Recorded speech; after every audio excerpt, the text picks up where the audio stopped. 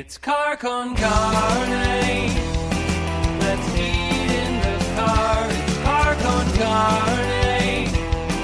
And now here's the star of our show, James Van Alstyne.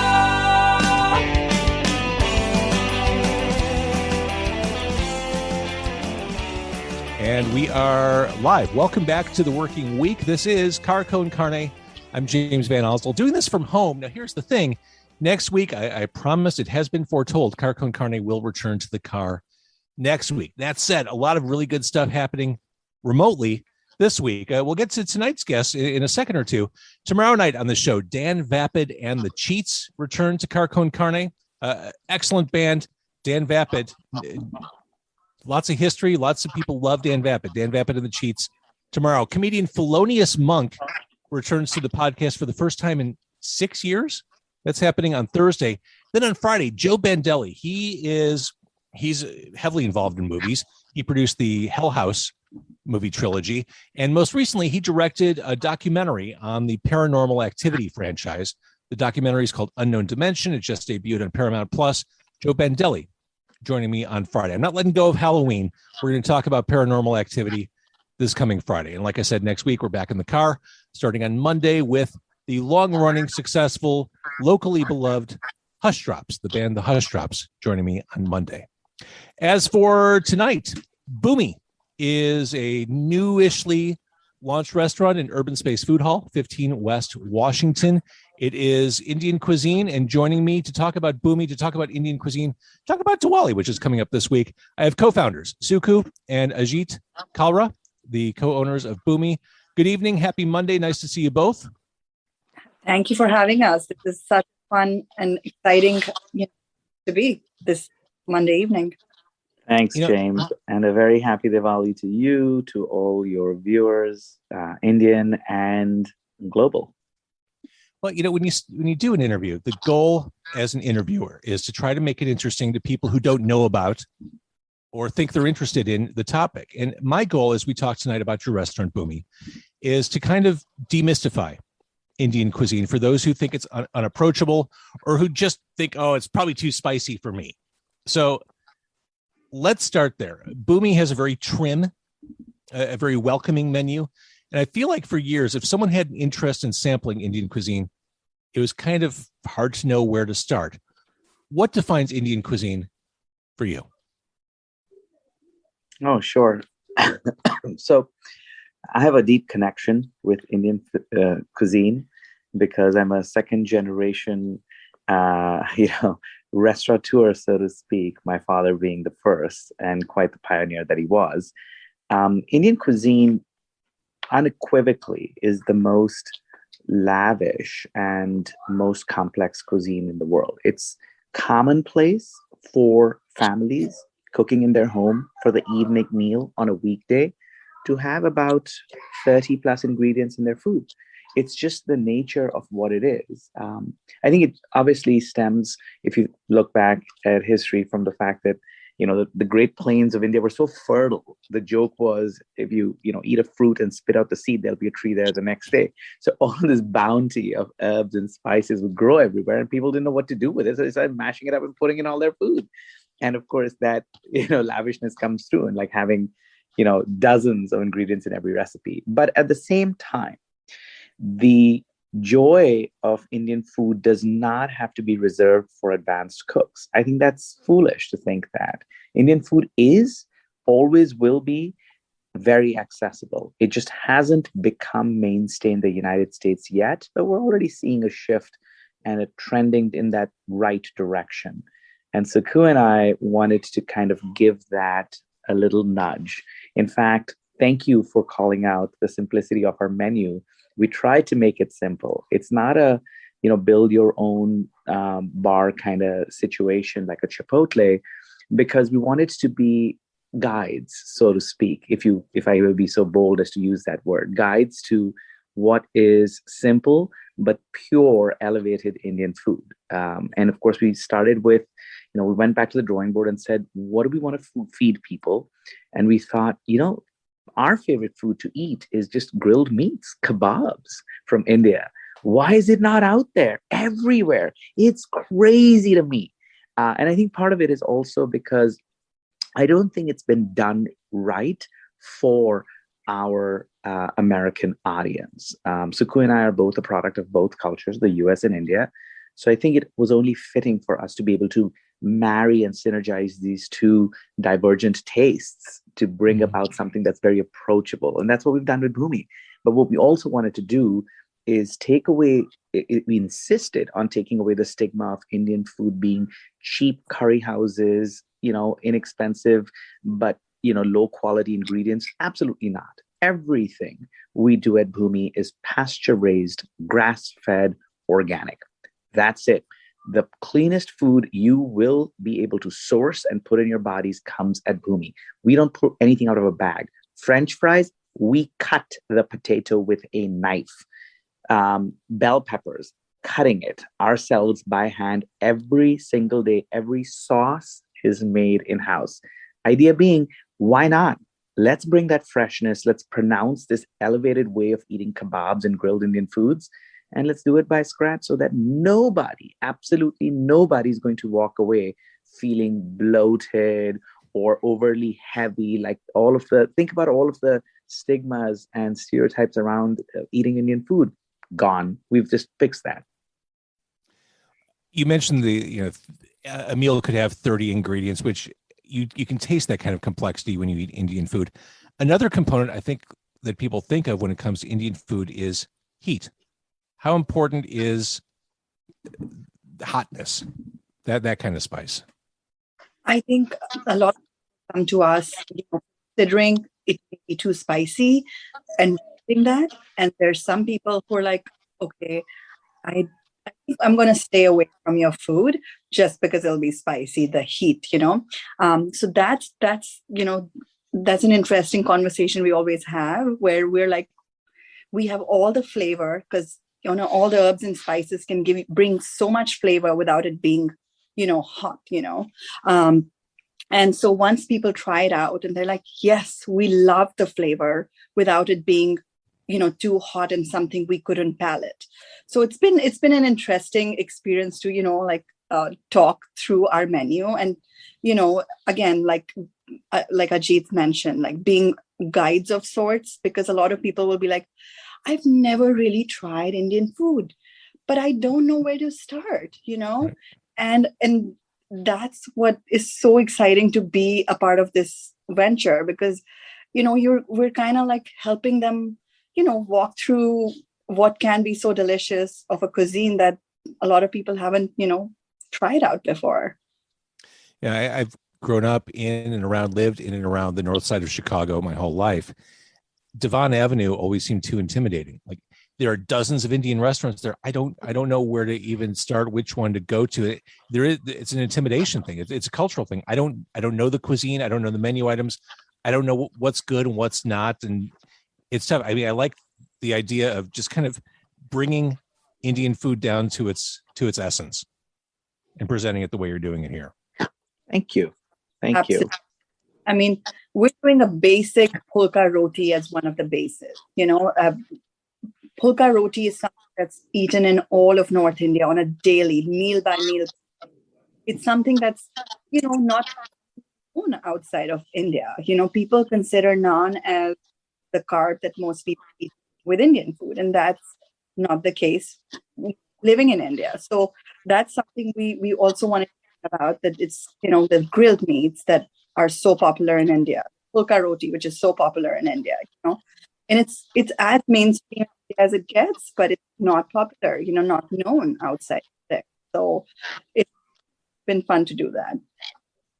Let's talk a little bit about the menu. I mean, Ajit, you mentioned Chipotle, and I think it's a good point of reference conceptually, because you choose your protein, you add sauces to it. And I mean, it's similar, like quick serve concept. Yes.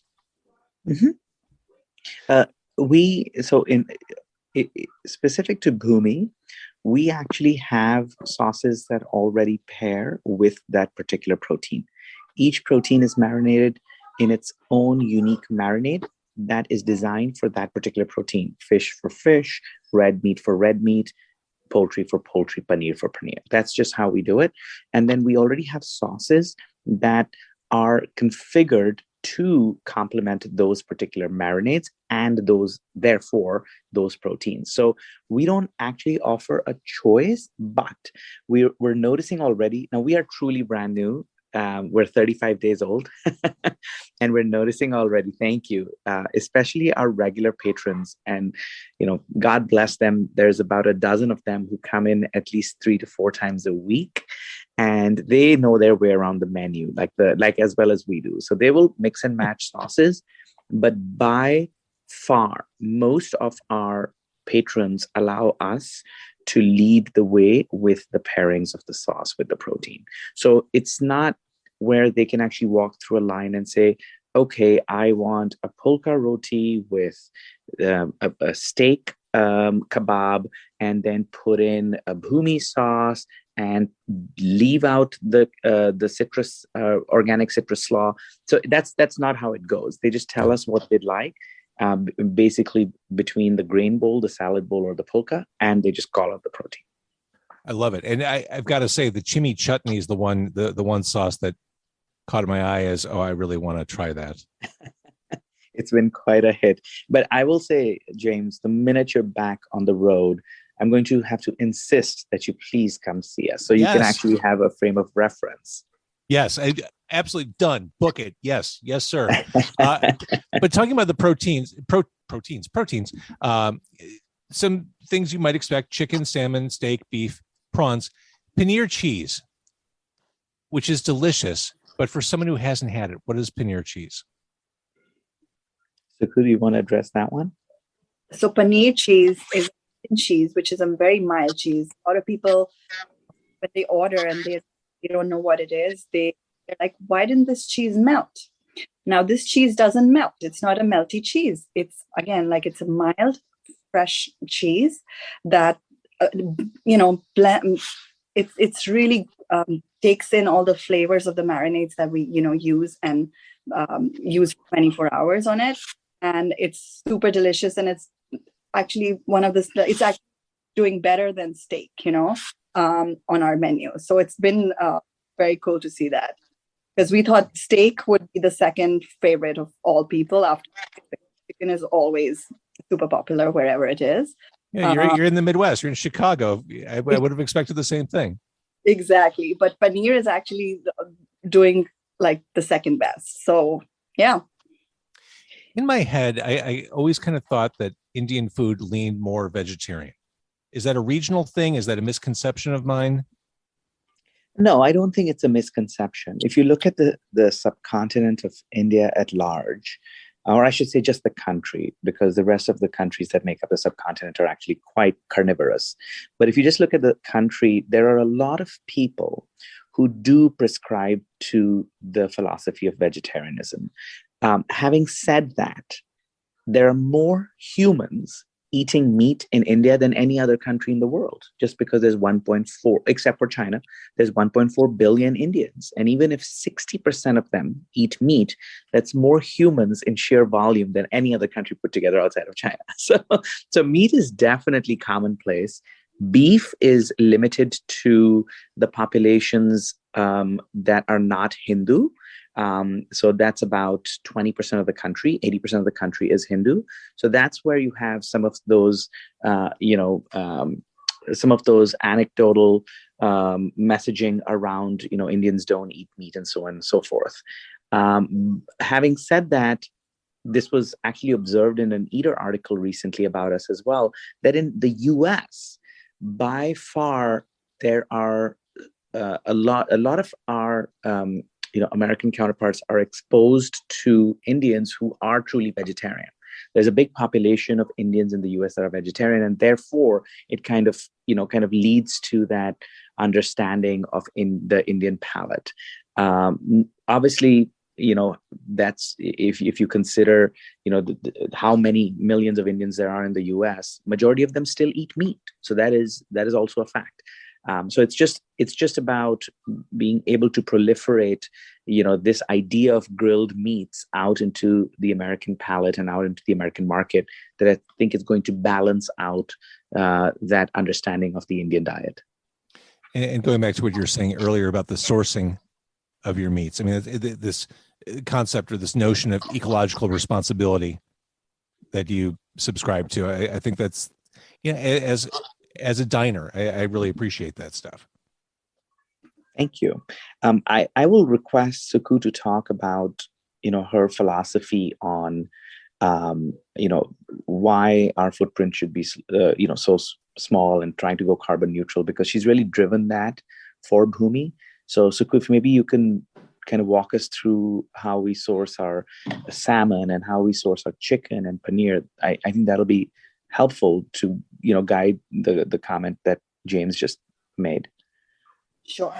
I mean, yeah, this is how we take care of things at home. We're very ecologically conscious. We have like 5 different bins, one recycling, one this, one, so, and when we were starting a restaurant, one of the biggest, challenges was how do we something where, the restaurant industry is known for major, waste.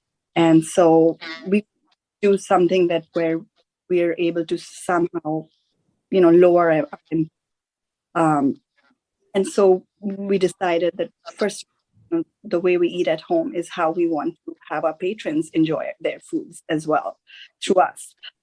So sourcing the right places, be it the MSC certified salmon that we get, or the raised chicken.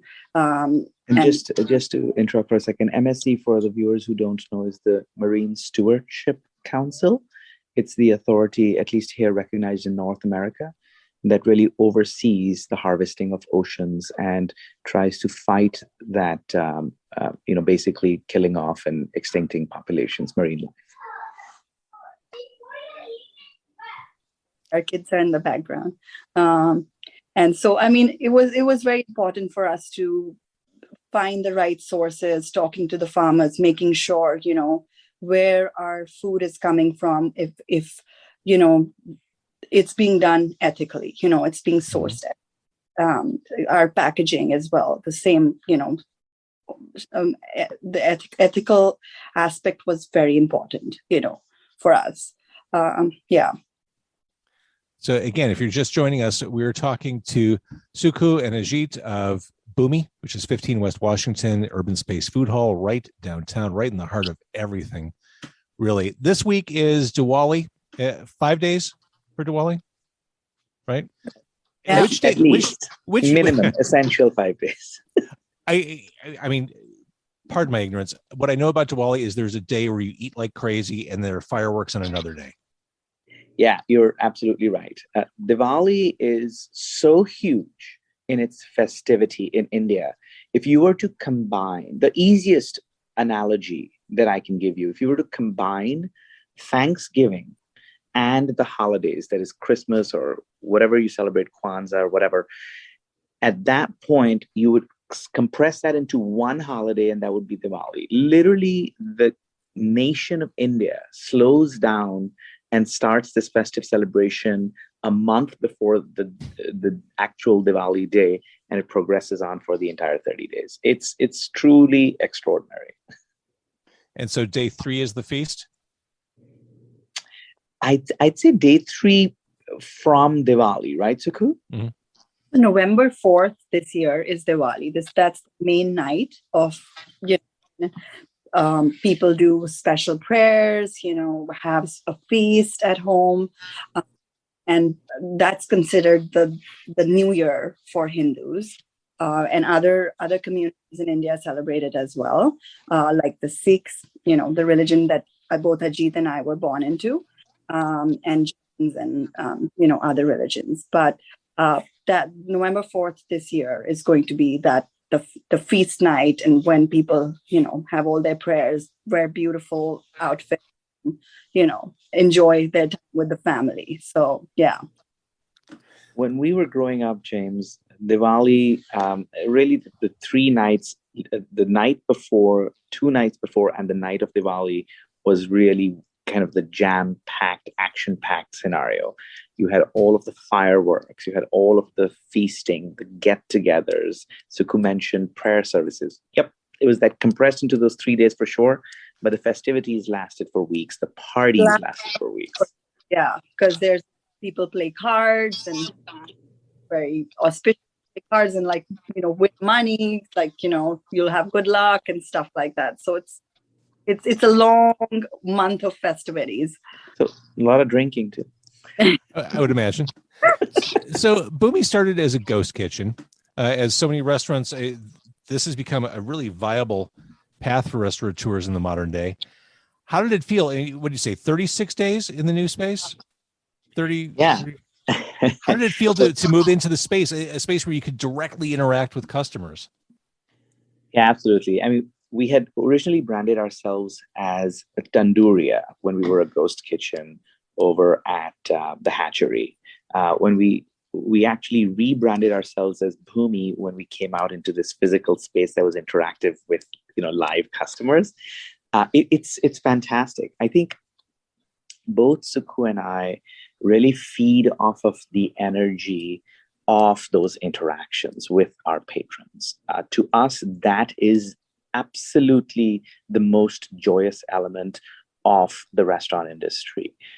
It's, for some people, it's the Zen-like cooking experience. For others, it's the creativity around recipe creation, experimenting like a lab. All kinds of cool stuff is out there. But for Sukhu and I think it is truly the dynamic of experiencing people's joy through our food. So it's that interactive experience. It was a total game changer. I don't think we could have forever worked as a ghost kitchen because I think we would have wanted that interaction always.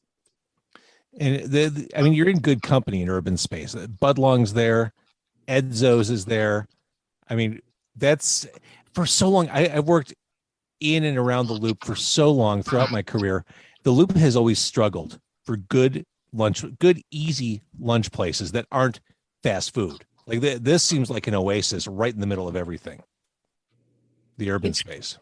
And surprisingly enough, we do really well on Fridays and Saturday evenings as well. Like people are coming for Theater? evening dinner. Yeah, absolutely. Theater after office. People are just enjoying it right off stage.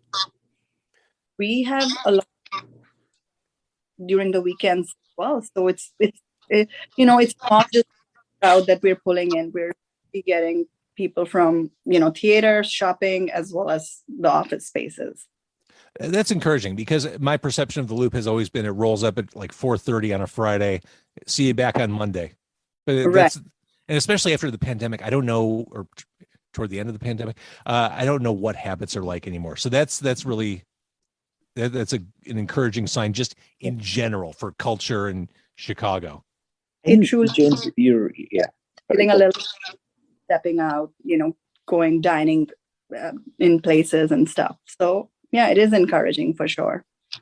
But James, you're not wrong, depending on where you are in the Loop. So we were originally looking at, before we actually signed our contract with Urbanspace, we were looking at a brick and mortar standalone location. And we were looking at the financial district. It is actually true that in the financial district, everything does shut down around 5 o'clock. It doesn't, there's nothing. It's a ghost town. So there are definitely pockets in the Loop which are exactly how you described them. I think eventually the reason why we went with Urbanspace was this location had what we considered the trifecta. You had the tourist crowd, especially in the summer and Christmas seasons. You had year-round the theater crowd, the patrons, from the Opera House to the Cadillac and everything else. And then finally, you had 12 million square feet of occupied office space pre-pandemic within 1 square block.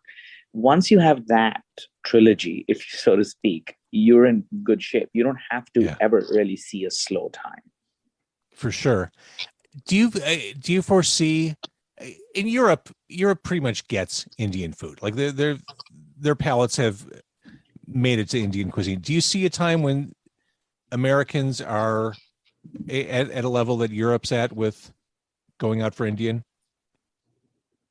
Yes, yes. We are where London was in the 70s, maybe in the 80s. That's where we are today. Absolutely, it will be the case.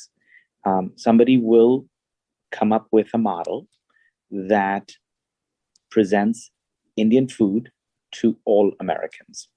And I think that has been a big core mission statement for Sukhu and I. And that's why we're trying to simplify the menu with our next concept, whether it comes 2 years from now or 4 years from now, no idea. We're still trying to find our sea legs here. Sure. With our next concept, we'll try to make it even simpler. We'll learn from Bhoomi.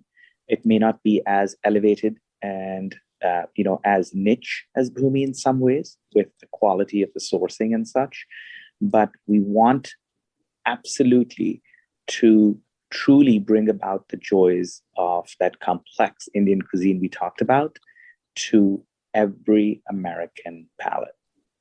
I love it. That's a mission right there. That is a mission statement. I love it. It is. It's bold but it's doable. I mean, really, yeah. Someone's got to do it. Why can't it be Bhoomi? Why can't it be you two? Absolutely. Why can't it be us? And we, being a product of these two cultures, are perfectly poised to deliver that.